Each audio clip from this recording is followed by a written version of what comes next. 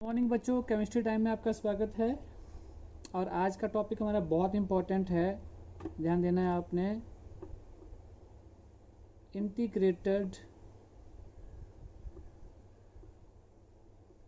Rate law for first order reaction. बहुत important topic है ये। इसके ऊपर बोर्ड एग्ज़ाम में भी बहुत क्वेश्चंस आते हैं, न्यूमेरिकल्स भी आते हैं, और ये जो है आपको कंपटीशन एग्ज़ाम में बहुत ज़्यादा पूछा जाता है, न्यूमेरिकल्स के लिए भी। अब देखो, कंसीडर ए, पहले हम इसका एक्सप्रेशन कर लेते हैं। Consider a general first order reaction, जो हर बार हम कंसीडर करते हैं और मोस्टली हम यही देखते हैं हर जगह पे, ए एरो प्रोडक्ट। ठीक है जी। अब जैसे कि हम पहले भी करते आए हैं, अगर आपने इसके लिए रेट लिखनी हो तो आप रेट क्या लिखते थे? आर के concentration A raise to power 1 होगा, क्योंकि हम कौन सी बात कर रहे हैं? फर्स्ट ऑर्डर की। और इसी चीज़ को हम ऐसे भी लिख सकते थे, इंस्टेंटेनियस रेट केस में 1 है तो -1/1, तो सीधा ही माइनस लिख दिया, 1/1 लिखने की जरूरत नहीं है। D concentration A upon d T, ऐसे लिख सकते हैं हम। और आप इन दोनों को कंपेयर भी कर सकते हो आपस में।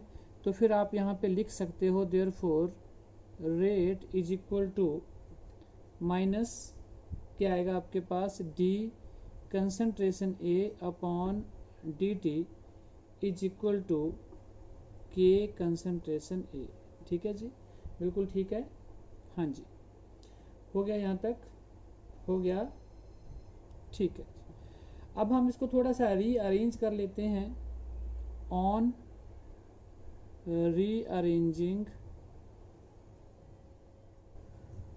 रीअरेंजिंग वी गेट, हमें क्या मिलेगा? यहाँ से ए को हम यहाँ ले जाएंगे और डी टी को हम वहाँ ले जाएंगे।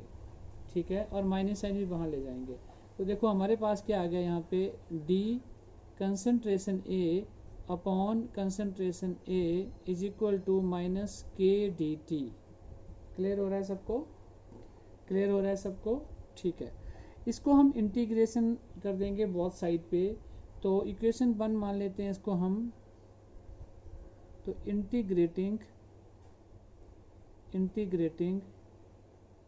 इक्वेशन 1 इन बोथ साइड्स, दोनों साइड पे हमने इंटीग्रेशन कर दिया।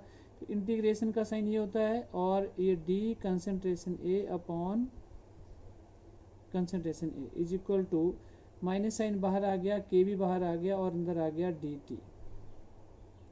तो सभी जानते हैं ये सीधा फॉर्मूला है कि अगर इंटीग्रेशन करते हैं आप d concentration A upon concentration A की, तो यहाँ पे हमारे पास आता है log concentration A, and it is equal to, इससे ये कट जाता है तो माइनस के टी प्लस आई। तो सभी जानते हैं आई क्या है यहाँ पे? Where I is the constant of integration. I क्या है? वेयर, इसको हम कैलकुलेट करेंगे, I is constant of integration. अगर हमने इसको कैलकुलेट करना है यहाँ पे, तो फॉर एग्जांपल हम यहाँ लिखते हैं, हमने जब जीरो ऑर्डर किया था तो वहाँ पे भी किया था, the initial concentration of A B, A naught हो जाएगी, क्या हो जाएगी? ए नॉट हो जाएगी at T equal to 0। T की वैल्यू क्या हो जाएगी यहाँ पे? 0। तो ये इक्वेशन हमारी क्या हो जाएगी? इक्वेशन नंबर 2 बोल देते हैं इसको हम, इक्वेशन नंबर 2 को। तो चलिए आगे बढ़ते हैं। अगर ऐसा हम कर रहे हैं तो क्या हो जाएगा? देखिए ज़रा, यहाँ पे हम वैल्यू डाल देते हैं यहाँ पे। तो वैल्यू डालने से हमें यहाँ पे क्या मिला? देखो, ये हो गया हमारे पास A naught is equal to minus k into 0 plus I. तो आई की वैल्यू जो है वो क्या आ गई है, log A not, log A not. तो इसको अब हम यहाँ पे पुट कर देते हैं, तो देखिए क्या वैल्यू आएगी। अब मैं इसको थोड़ा सा अलग पेज के ऊपर यहाँ पे इस्तेमाल कर लेता हूँ। देखो जो हमारी ये इक्वेशन है, इसमें हम ये वैल्यू, इस इक्वेशन में हम आई की वैल्यू पुट करेंगे तो देखो बच्चों क्या आ जाएगी, log concentration A is equal to क्या है, माइनस के टी प्लस आई। आई की वैल्यू क्या आई है, लॉग ए नॉट, तो ये होगी लॉग ए नॉट। दिख रहा है आपको सबको, लॉग ए नॉट। तो हमारे पास ये वाली वैल्यू आ गई। अब हम इसको अगर ऑन रीअरेंज करते हैं तो यहाँ पे देखो रीअरेंज करके हमारे पास वैल्यू आ गई log A naught minus log A. ठीक है, इसको हम यहाँ ले आए और इज इक्वल टू किसके बराबर आ गया, ये के टी, किसके बराबर आ गया, ये के टी के। अब ये देखो ये फॉर्मूला लग रहा है आपको, log M minus log N, तो क्या हो गया, log M upon N, log A not upon concentration A is equal to किसके बराबर हो गया, के टी के बराबर। और यहाँ से अगर आपने k की वैल्यू लिखनी हो तो k की वैल्यू क्या आ गई, ये t यहाँ चला जाएगा तो 1 अपॉन टी, और आगे यहाँ पे log concentration A not upon A. Clear हो रहा है सबको, क्लियर हो रहा है सबको। अगर देखो बच्चों यहाँ से अगर आपको t की वैल्यू निकालनी है तो आप t को यहाँ ले जा सकते हैं, और इसको अगर आप नेचुरल लॉगरिथम में कन्वर्ट करते हैं इस इक्वेशन को, तो ये इक्वेशन किस में चेंज हो जाएगी, यहाँ पे देखो, therefore it becomes k is equal to 2.303 upon T, और ये हो जाएगा लॉग बेस 10 और concentration A not upon A. तो हमारे पास ये वैल्यू आ गई। और यहाँ से अगर आप इसको t की फॉर्म में लिखना चाहते हो, क्योंकि न्यूमेरिकल जब हम करेंगे तो ये हमें फॉर्मूला, तो k को यहाँ ले आएंगे तो 2.303 अपॉन k, और यहाँ पे आ गया log concentration A not upon concentration A. तो ये हमारे पास एक फाइनल फार्मूला आ गया t निकालने के लिए। ध्यान देना आप, t निकालने के लिए। तो ये न्यूमेरिकल के लिए हमारा मेन फार्मूला है जो यहाँ पे यूज होगा। अब आपको एक चीज़ यहाँ पे जो देखनी है वो क्या है, और ये याद रखनी है इस फार्मूला में। थोड़ा सा ऊपर कर देता हूँ इसको मैं यहाँ पे, इस फार्मूला में देखो ये जो ए नॉट है इसको आपको हमेशा याद रखना है कि ये क्या है, इनिशियल कंसंट्रेशन, क्या है, इनिशियल कंसंट्रेशन। और ये जो है ये मेन है आपकी, ये है रिमेनिंग, रिमेनिंग का मतलब होता है बची हुई, जो बच गई है। बात समझ लेना इस बात को, जो बच गई है। ये वाली चीज़ हम जब न्यूमेरिकल करेंगे तो वहाँ पे हम फिर बात करेंगे, तो जो बच गई है वो वाली, समझ आ रही है बात आपको बच्चों। तो ये हमारा एक्सप्रेशन यहाँ से अब पूरा हो गया है। अब आप इसको चेप लो ये लो, यहाँ पे स्टिल करके इसको आप यहाँ से उतार सकते हो, और फिर उसके बाद आप जो नेक्स्ट बचता है वो यहाँ से आप इसको उतार सकते हो। देखो बच्चों एक और हम फर्स्ट ऑर्डर रिएक्शन के एक और फॉर्म लिखेंगे।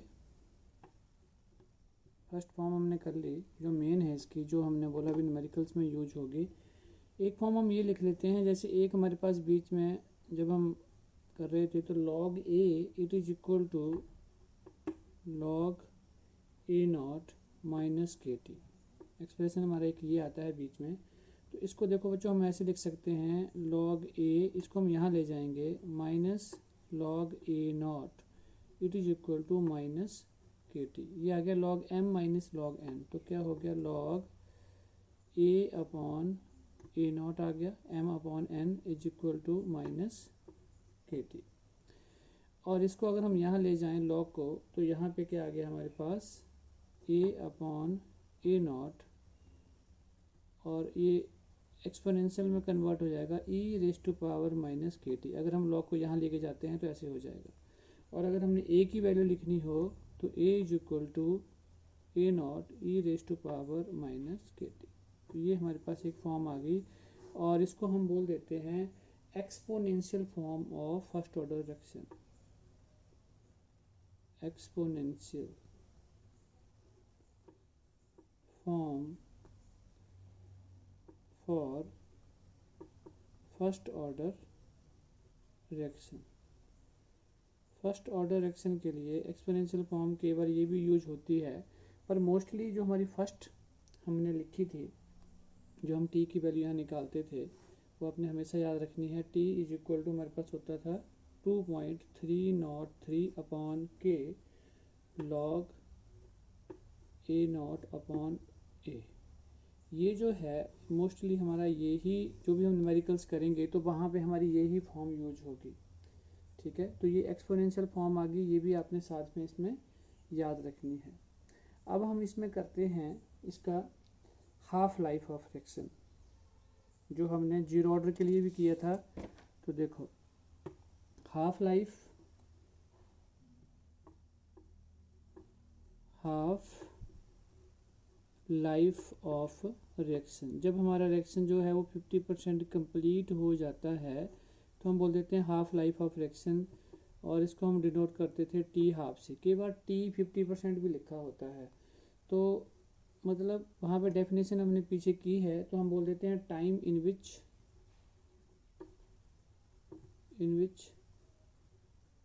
Reaction completes 50%। जब हमारा आधा रिएक्शन कंप्लीट हो जाए तो हम उसे बोल देते हैं half life of that reaction. तो हम यहाँ पे ले लेते हैं एट टी को हम क्या मान लेते हैं, यहाँ पे टी हाफ, आधा रिएक्शन कंप्लीट हो गया है, और जो कंसंट्रेशन है वो भी हमारी किस में चेंज हो गई है, हाफ में। तो ए नॉट डिवाइडेड बाई 2। तो अब टी की वैल्यू हम पीछे लिख रहे थे क्या होती है, 2.303 अपॉन के, और ये मैंने आपको बोला याद रखनी है हमेशा ए नॉट ए। अब वैल्यू पुट कर देते हैं तो क्या आ गया, T half is equal to 2.303 upon के लॉग, और यहाँ पे वैल्यू पुट कर देते हैं ए नॉट, और ए की वैल्यू हमने लिखी है यहाँ पे, आधा रिएक्शन कंप्लीट हो गया डिवाइड बाई 2। तो ए नॉट से ए नॉट कट जाएगा, तो हमारे पास देखो वैल्यू क्या आ गई यहाँ पे हमारे पास, t half is equal to 2.303 upon के, और ये आ गया log 2। अब बच्चों में यहाँ पे साइड में, अब यहाँ पे जब हम न्यूमेरिकल्स करेंगे तो यहाँ हमें लॉग्स की वैल्यू जो है वो याद रखनी पड़ेगी या हमें निकालनी आनी चाहिए, लेकिन कुछ एक ऐसी हैं जो आपको वैसे ही पता होनी चाहिए, क्योंकि कंपटीशन एग्जाम में इतना टाइम नहीं होता कि आप लॉग देखेंगे। तो log 2 की वैल्यू हमेशा याद रखनी है आपने 0.3 अप्रॉक्सीमेटली यही लिखनी है आपने। अगर आपको वहाँ पे आ जाता है log 3 तो उसकी वैल्यू आपको याद रखनी है 0.48, ये आपने याद ही रख लेनी है। log 5 0.7 and log 7 0.85। अगर log 8 आ जाता है तो वो 2⁻³ हो जाएगा, तो 3 log 2 हो जाएगा, तो वो भी क्लियर हो गया। तो मोस्टली यही पूछी जाएंगी, तो ये आपको याद ही रख लेनी है। अब हम यहाँ बात करें log 2 की वैल्यू, तो यहाँ पे हो गया 2.303 अपॉन के, और इसकी वैल्यू आ गई 0.3। ठीक है जी, और इसको अगर हम कैलकुलेट करते हैं तो इट बिकम 0.693 अपॉन के। तो टी हाफ क्या आ गया हमारे पास, जो वैल्यू आ गई मेन 0.693 अपॉन के। अब ये फर्स्ट ऑर्डर के लिए वैल्यू आ गई, ये हमेशा आपको यहाँ पे याद रखनी है, हमेशा याद रखनी है, क्योंकि ये न्यूमेरिकल्स में हम इसको यूज़ करेंगे। ठीक है, अब देखो बच्चों, ये तो हमारा फर्स्ट ऑर्डर के लिए हो गया। अगर आपको वैल्यू याद होगी, मैं यहाँ पे लिख देता हूँ जीरो ऑर्डर के लिए, फॉर जीरो ऑर्डर रिएक्शन के लिए अगर हम वैल्यू लिखना चाहें, देखो क्या वैल्यू थी, आपको बोला है याद रखनी है, टी हाफ की वैल्यू हमारे पास आती थी ए नॉट अपॉन 2k। अब देखो इस वैल्यू में क्या है, मेन चीज़ देखनी है आपने, जो टी हाफ है it is depends upon the initial concentration, t half is depends upon directly proportional है initial concentration of the reactant. तो ज़्यादा कंसंट्रेशन से अगर आप स्टार्ट करोगे तो हाफ लाइफ जो है उतना ही ज़्यादा होगा। तो बात समझ में आ रही है आपको। केवल क्वेश्चन आ जाता है कि कौन सा ऑर्डर ऑफ रिएक्शन जो है वो इनिशियल कंसंट्रेशन के ऊपर डिपेंड करता है, first order, second order and than zero order. तो जीरो ऑर्डर जो है वो डिपेंड करेगा, ठीक है। और अगर हम बात करते हैं फर्स्ट ऑर्डर ऑफ रिएक्शन के लिए हाफ लाइफ की, तो ये जो वैल्यू है वो कांस्टेंट है, देख लीजिए ये वैल्यू क्या है, constant. It does not depends upon initial concentration of the reactant. आप चाहे वो कंसंट्रेशन ज़्यादा ले लो, चाहे आप कम ले लो, आप जो मर्जी ले लो, कोई भी फैक्टर नहीं होगा। तो ये चीज़ का थोड़ा सा ध्यान देना आपने, छोटे छोटे पॉइंट्स हैं ये, छोटे छोटे पॉइंट्स हैं ये जो आपने ध्यान रखने हैं, और ये वैल्यू आपने याद रखनी है जो भी मैंने अभी यहाँ पे आपके सामने की है। अब हम करते हैं life time of the reaction. इससे पहले भी हम कर रहे थे जब हमने पीछे किया था जीरो ऑर्डर रिएक्शन। चलो मैं इस छोटे से पेज के ऊपर कर देता हूँ। हम लिख देते हैं life time of reaction, life time of reaction denote कर देते थे हम। थोड़ा सा देखो इंटरेस्टिंग होने वाला है ये, TLF ये बोलते थे। अब देखो जब हम ये बोलते हैं टाइम इन विच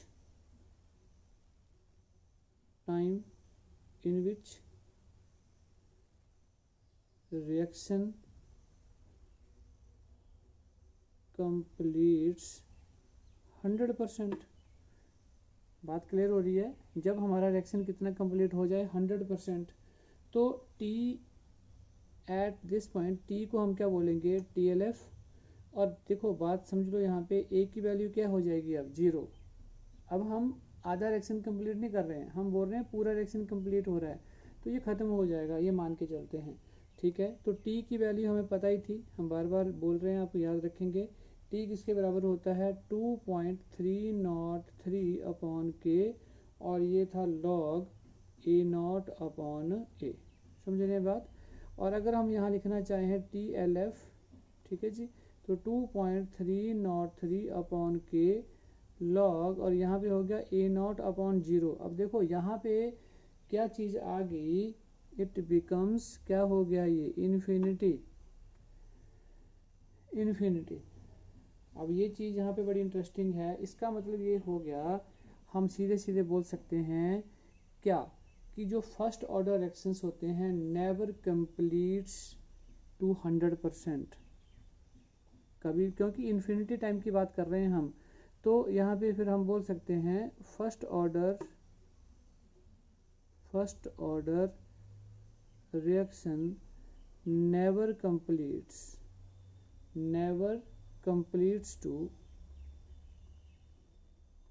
100%। 100% कंप्लीट नहीं होता है, कुछ ना कुछ उसमें बच जाएगा, क्योंकि हम क्या हो रहा है यहाँ पे, इन्फिनिटी की बात कर रहे हैं, ठीक है। तो इसलिए ये भी चीज़ आपने याद रखनी है, केवल इसके ऊपर भी छोटा मोटा क्वेश्चन आ सकता है, तो कीप इन माइंड। अब हम कर लेते हैं graph for first order reactions. Graphical representation इसकी, डिफरेंट ग्राफ्स हैं इसके, और कुछ वैल्यूज़ मैंने यहाँ पे लिख ली हैं इसकी, जो आपको पता ही है। टी की वैल्यू जो अभी हमने कैलकुलेट की थी, एक्सपोनेंशियल फॉर्म है इसकी, ये टी हाफ है या टी फुल लाइफ है रिएक्शन की। रेट कैसे लिखते हैं, अगर ए एरो प्रोडक्ट है तो रेट कैसे लिखेंगे। और ये अब ये जो अभी हम ग्राफ प्लॉट कर रहे हैं, यहाँ पे हमने लिखा है ए एरो प्रोडक्ट, ये सिर्फ इसके लिए है। अगर यहाँ पे 2A 3A 4A कुछ भी यहाँ पे अगर चेंज होगा तो इसको आगे जाके डिस्कस करेंगे, तो उसकी केस में हम क्या करेंगे, ठीक है। तो अब हम ले रहे हैं इसकी ग्राफिकल रिप्रेजेंटेशन, तो डिफरेंट ग्राफ लेंगे हम। पहला ग्राफ हम ले रहे हैं रेट वर्सेस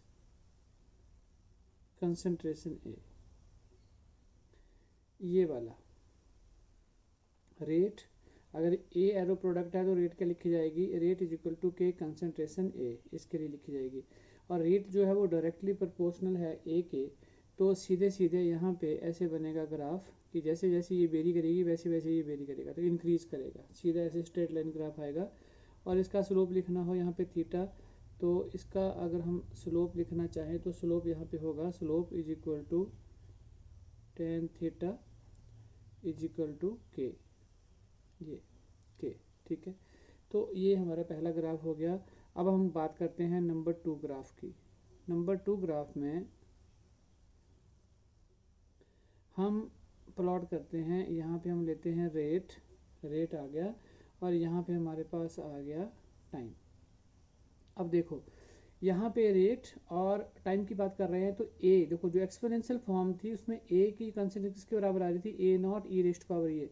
तो यहाँ पे फिर हम ये लिख सकते हैं कि आर की वैल्यू क्या आ जाएगी यहाँ पे के, और ए की जगह जो वैल्यू है वो क्या भरती जाएगी, A not e raised to power minus के टी। तो ये फॉर्म आ गई हमारी एक्सपोनेंशियल फॉर्म, इसमें हमने यूज कर दी।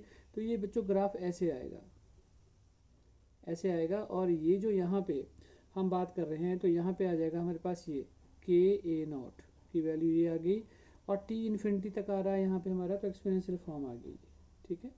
तो ये सेकंड फॉर्म होगी हमारी ग्राफ की। अब आप देख रहे हो हमारी थर्ड फॉर्म लेते हैं हम।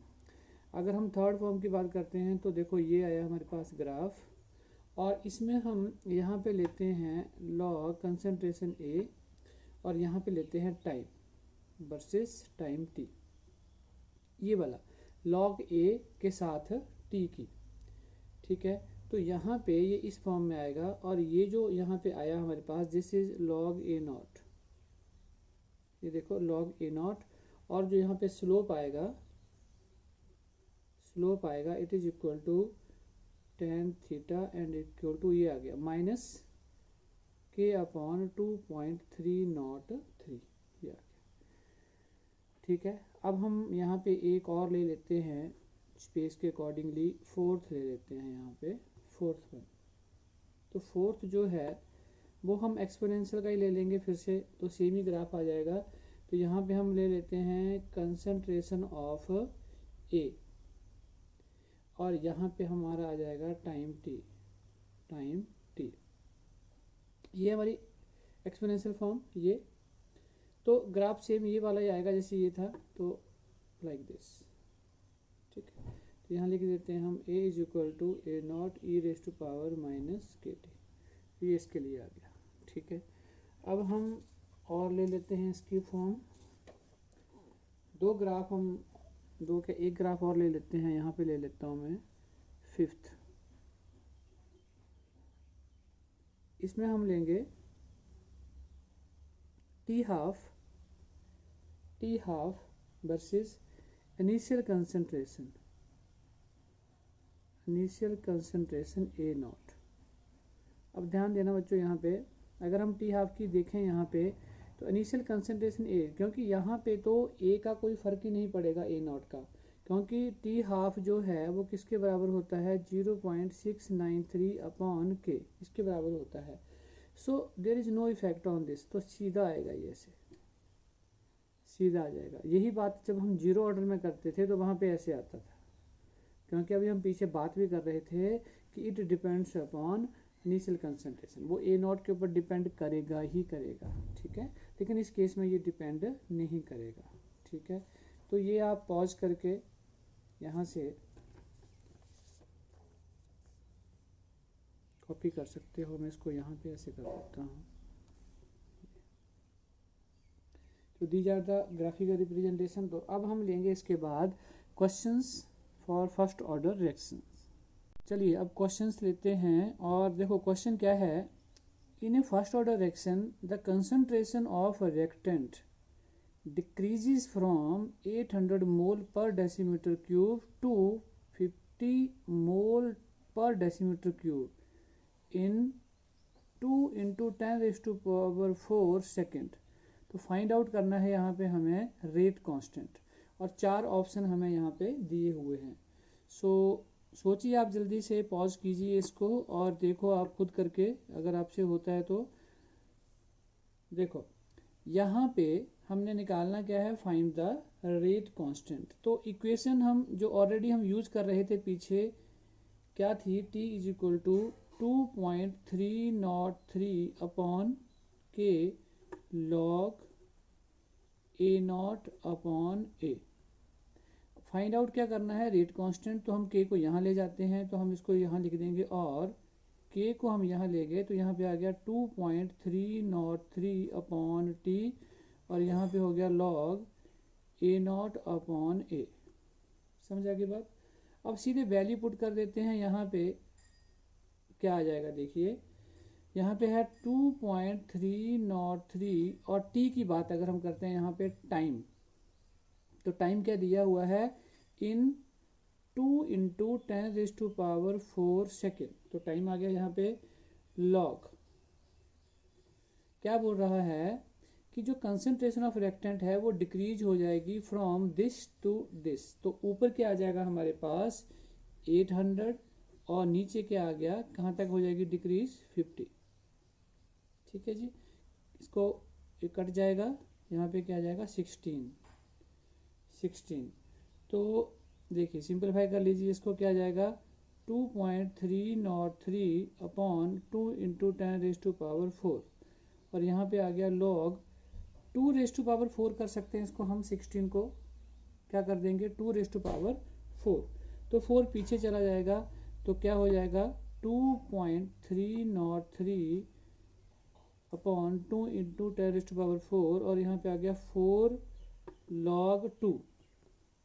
तो वैल्यू पुट कर दो, अब यहाँ पे क्या जाएगा 2.303 अपॉन 2 इंटू 10⁴, 4 इंटू लॉग 2 की वैल्यू पीछे हमने एक टेबल भी बनाया था, उसमें लिखा था क्या होती है 0.3।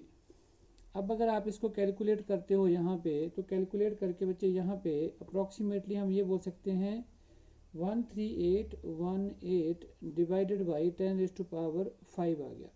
अगर हम इसको ऊपर ले जाते हैं तो ये 10⁻⁻, ये देखो इसको आप कैलकुलेट करेंगे तो इट इज़ अप्रॉक्सीमेटली 1.38 इंटू 10⁻⁻4, इसके बराबर आ गया अप्रॉक्सीमेटली। और अगर इन चारों आंसर में अगर आप देखते हो तो सी जो है वो हमें लग रहा है नियरेस्ट 1.3837, तो यही है। तो ये आ गया हमारे पास पर सेकेंड। तो दिस इज द आंसर। एक और क्वेश्चन ले रहे हैं हम यहाँ पे, पहले स्टेटमेंट लिख लेते हैं, a first order reaction is 20% completion in 5 minute. तो पूछा क्या है हमारे से, पूछा है फाइंड द टाइम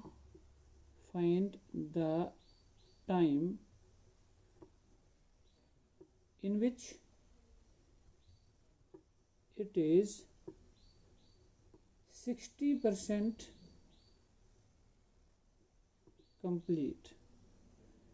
तो बच्चों ध्यान देना है, पूछा है कि अगर कोई फर्स्ट ऑर्डर रिएक्शन है वो 20% कंप्लीशन हो जाता है 5 मिनट में, इन 5 मिनट्स, तो फाइंड करो टाइम जब वो 60% कंप्लीट हो जाए। इजी है बिल्कुल।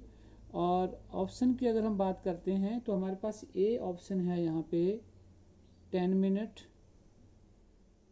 बी ऑप्शन है हमारे पास 20 मिनट, सी ऑप्शन है हमारे पास 30 minute, and the D option है हमारे पास 40 मिनट। सो करें स्टार्ट। चलिए अब फॉर्मूला लगा देते हैं, पता है सबको, बार बार हम बोल रहे हैं, टी की बात कर रहे हैं, तो T is equal to 2.303 upon के log A not upon A. अब देखो बच्चों, बात जो हम कर रहे हैं वो क्या है, सबसे पहले मैंने बोला है 20% कंप्लीशन। दो केस हैं हमारे पास, 20% कंप्लीशन हो रहा है रिएक्शन। तो हम इसकी इनिशियल क्या मान लेते हैं, ए नॉट इज इक्वल टू 100।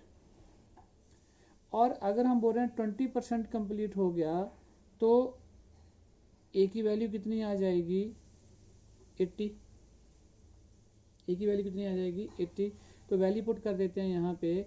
और इसको करने के लिए कितने मिनट लगे हैं, 5 मिनट्स लगे हैं। तो यहाँ पे हम लिख देते हैं, वैल्यू भर देते हैं 5 minute is equal to 2.303 upon के। और लॉग ए नॉट की वैल्यू क्या थी, 100, ए की वैल्यू क्या है, 80। इक्वेशन 1 मान लिए इसको। सेकंड केस में हम क्या बोल रहे हैं, 60% कंप्लीशन हो रहा है। तो ए नॉट फिर से 100, तो ए क्या हो जाएगा, नेचुरली 40 हो जाएगा। टी यहाँ हमें नहीं है गिवन, वो निकालना है।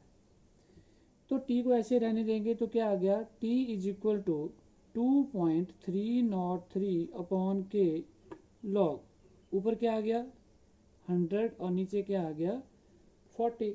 तो this is equation number 2। Now divide 2 by 1। यही करते आए हैं पहले भी। अगर ऐसे क्वेश्चन आएंगे तो उसमें ऐसे करेंगे तो क्या आ जाएगा, देखो टी ऊपर और ये क्या आ गया नीचे 5। इट इज इक्वल टू, ये कट गया, ये कट गया लॉग। अब तो लॉग ऊपर आ गया, लॉग क्या था 100 अपॉन 80 और नीचे आ गया लॉग 100 अपॉन ये। तो 0 से 0, 0 से 0, ये कट गया। अब अगर आप इसको सिंप्लीफाई करना चाहें तो आप ऐसे भी लिख सकते हो, log m upon m, n है ये, तो क्या आ जाएगा log m minus log n।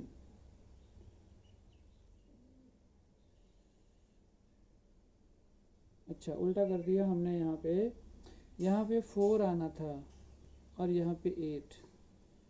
तो यहाँ पे होगा आपका log 10 minus log 4, log 10 minus log 4 और डिवाइडेड बाई नीचे आ जाएगा log 10 माइनस log 8। अब ठीक है, हाँ जी अब ठीक है। तो वैल्यू डाल देते हैं इनकी, तो क्या आ गया t, यहाँ ले लेते हैं t upon 5 is equal to, देखो log 10 की वैल्यू क्या होती है 1 माइनस, अब देखो ये क्या हो गया 2 रेज टू पावर 2, तो 2 log 2, सीधा कर रहा हूँ 2 log 2, तो log 2 की value into 0.3 divided by 1 minus, ये 1 हो गया log 10 और 2 रेज टू पावर 3, तो क्या हो गया मीन्स 3 log 2, तो उसकी वैल्यू 0.3, यही है। अगर इसको सिंप्लीफाई करते हैं तो यहाँ पे आता है 0.4 और यहाँ पे आ जाएगा 0.1। तो अब हम t की वैल्यू, अगर हम 5 को यहाँ ले जाते हैं सो हम यहाँ बोल सकते हैं therefore t is equal to 20 minute. t is equal to कितना आ गया 20 मिनट। और ऑप्शंस में अगर आप देखो तो यहाँ पे ऑप्शन है हमारे पास बी, ऑप्शन बी। अब बच्चों इस टाइप के क्वेश्चन बहुत ज़्यादा आते हैं। अगर आपको कोई भी दो केस ऐसे हो सकते हैं, यहाँ पे आपको 40% हो सकता है, यहाँ पे आपको 80% हो सकता है, टाइम कुछ और हो सकता है, तो माइनर सा चेंज होगा। और इतना सा चेंज करने से आप कोई भी रिएक्शन जो है वो कर सकते हो। तो आपने दोनों केसेस को लेना है कि 20% है तो ये ले लिया, 60% है तो ये ले लिया। बस बात क्या रखनी है आपने, कि 20% कंप्लीट हुआ है तो यहाँ पे 80 आएगा ए की वैल्यू, यहाँ 60 हुआ तो यहाँ पे 40 आ गई। मान लो यहाँ 50 होता तो यहाँ 50 आती, यहाँ 70 तो यहाँ 30 आती। तो ये चीज़ का आपने थोड़ा सा ध्यान देना है। एक और प्रॉब्लम ले लेते हैं हम। क्वेश्चन है A arrow products, first order reaction है ये, first order reaction, the concentration the concentration of A changes from 0.1 molar to 0.025 molar in 40 minutes. Find the rate of reaction. Find the rate of reaction when concentration of A is 0.01 m. Okay, ये question है और इसके options ले लेते हैं। Options क्या थे हमारे पास? 2.79 into 10⁴ molar per minute. B है 3.47 into 10⁴ molar per minute. C है 2.79 इंटू 10⁻⁻⁴ मोलर पर मिनट। और डी है यहाँ पे 3.47 इंटू 10⁻⁻⁴ मोलर पर मिनट। तो बच्चों ये चार ऑप्शन हैं हमारे पास। सो इसका हम सॉल्यूशन लेते हैं, अभी सॉल्यूशन करते हैं।